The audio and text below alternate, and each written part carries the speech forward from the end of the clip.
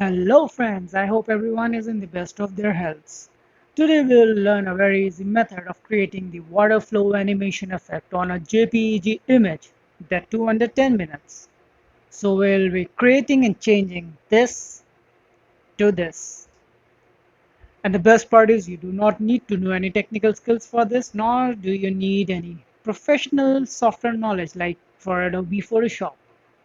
So without much ado, let's dive straight into it. For this tutorial, we'll be using the tool CyberLink PhotoDirector 14.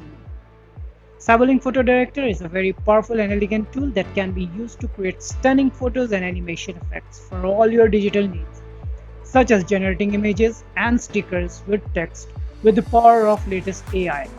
Easily fix any photos for that perfect social media post, remove people and objects from photos, or simply retouching, repair or reshape to enhance the overall appearance. And if you want to take it a notch higher, then you can also use it for layer editing or even creating complex designs and engaging content for your websites and print. Plus, you can make your own stickers with the help of AI prompts. It's as easy as that. For more information, check out their website that will give you the complete insights. They have very elaborate tutorials as well to guide you with all the steps and tools to achieve your requirements. And if you want to purchase this awesome software, then I'll leave a link in the description below. You can purchase from there. There's also a free version available for download that you can try first and then decide before you purchase the full version.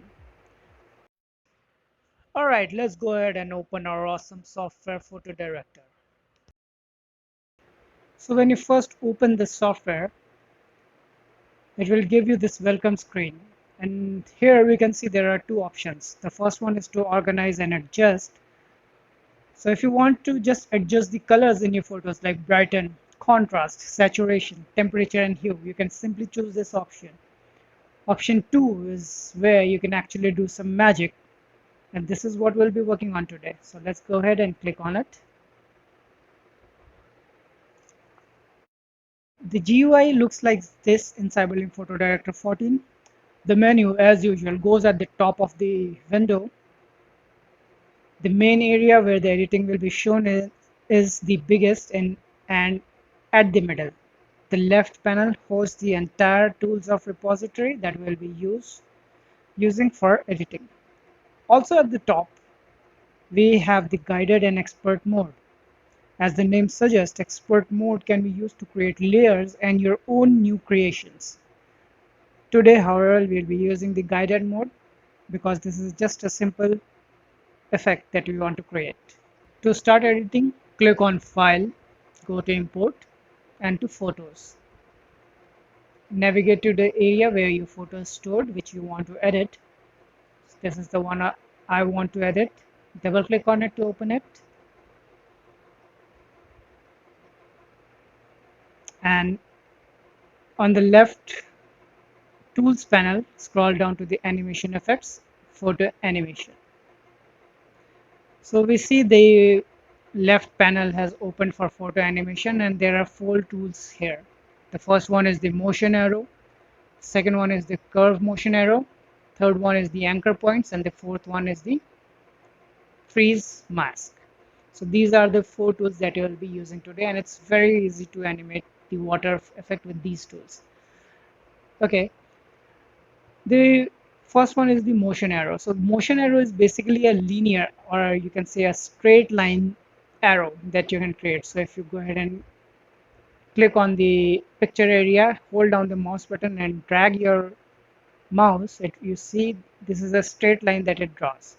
But since this is a river, so we need it to be in a little bit curvy kind of flow, right? Not a straight flow. So it needs to be the course of the river takes not a straight line but a kind of curvy path. So that is what we want to create, right? So for that we're using the curve motion arrow and draw the lines over the river, something like this.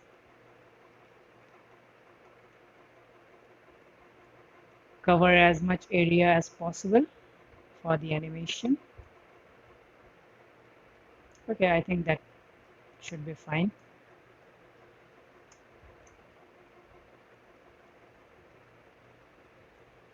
Now, if we click on the play button, we can see the whole picture has been animated. Oh my god, this looks absurd.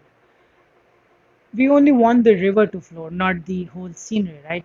So what we are going to do is we are going to freeze the areas that do not require the animation. So click on stop and go to this brush freeze mask.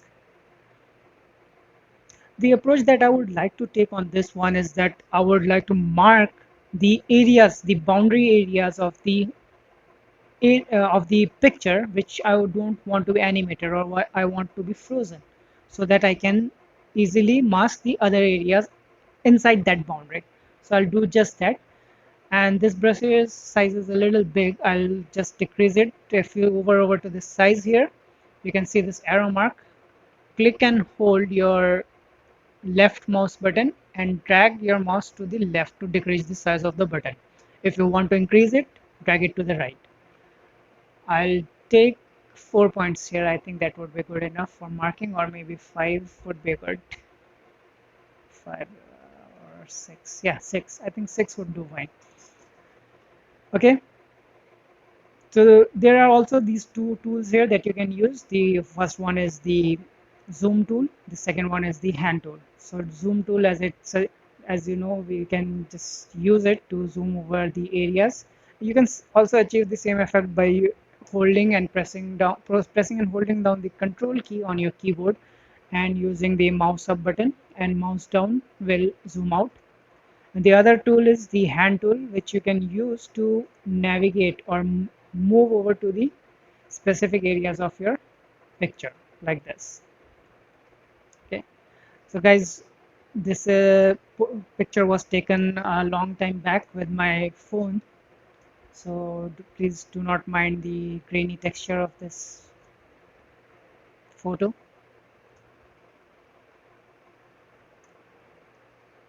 Okay, let me start marking it. I'll just zoom over to this area, choose the frozen tool, and start marking the area, just like this.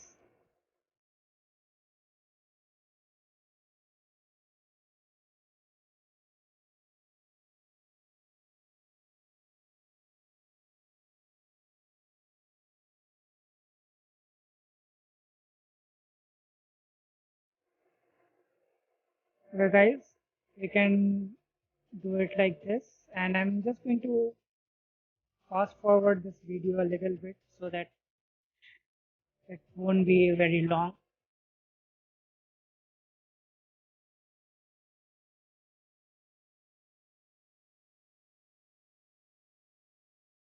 Alright, the outer border has been marked, so I'll just increase the brush size here to maybe 25.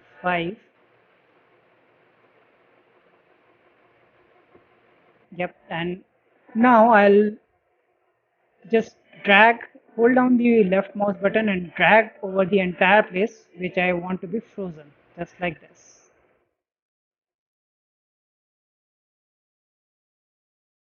I'm going to fast forward this one as well.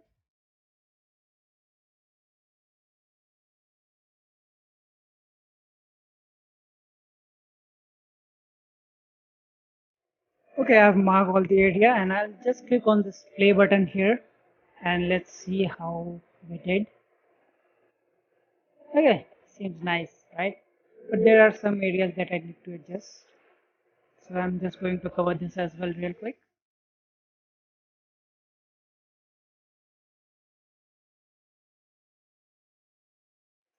Alright, so you can see that the frozen effect has been done, has been completed, and the picture is now frozen. Only the water part is flowing. Looks cool. Hmm? But you see, there are big rocks in between the water path. See these rocks? There are big rocks. They are also flowing with the water. What? What rubbish. We need to stop this, okay? So for that very reason, we'll be using the anchor tool.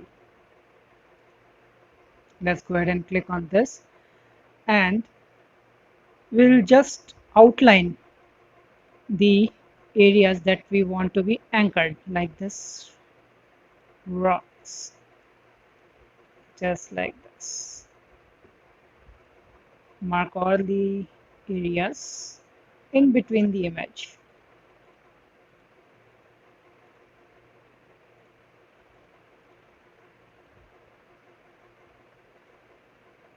You see, the rocks are steady now, rock steady, and the water is flowing. Cool. There's just one more hack that I want to share with you here today. It's a neat little hack. Just look at this, okay? So you see these rocks are also there, which is submerged in the water, but it seems they are flowing too. How to stop this? If I anchor this point, it will completely stop the flow of the water. That will look absurd, right? But we can achieve this result as if the water is flowing above the rocks and it's distorting your vision a little bit, like we usually see when a water flows over something. It distorts the image, it creates that wavelength which catches the eye, right? So will you be creating just effect just like that, simply by using the anchor tone only. But here we will be creating a fewer anchor points, not too many, just a couple of them.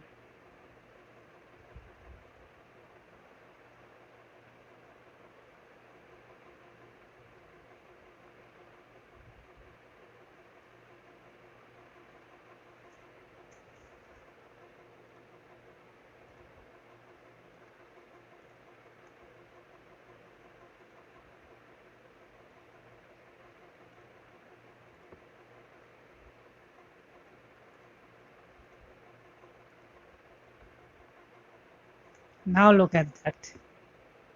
The water seems to be flowing above these rocks, distorting the vision, distorting the image, but the rocks are steady, it's not flowing. Creates a cool effect, right? Man, I love this software.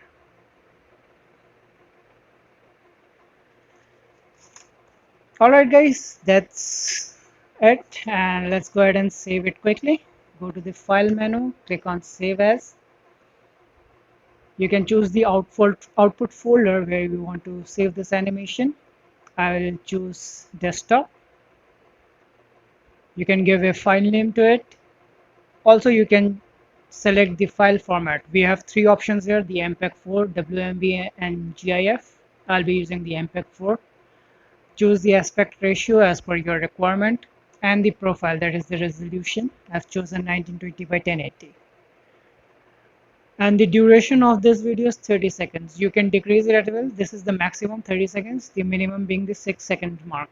Okay, so that's the duration we will be selecting. And it will also show you the disk space required for this animation. Once done, just click on produce. Now this is going to take a little while because it will be rendering the whole image. So let's let the PhotoDirector do its work while we relax.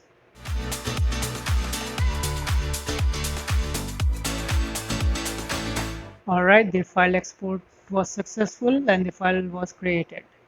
Let's click on this open file location and check the video. Amazing. That too very short, in very short period of time, and very easily without any editing knowledge. I would say that's pretty neat. Alright, if you want to take it further, you can add music to this video as well, like the sound of the nature, birds chirping, river flowing, anything you like. I have done that in the next video using the Cyberlink's PowerDirector. That is another great tool from Cyberlink that can be used to create and work with videos. So I'll be showing you that on the next video. Alright guys, that's it. Thanks for watching. Do let me know in the comments below how you like this video, and if you want to see more videos like this, then please like, share and subscribe to my channel, and don't forget to hit the bell icon also. Have a great one.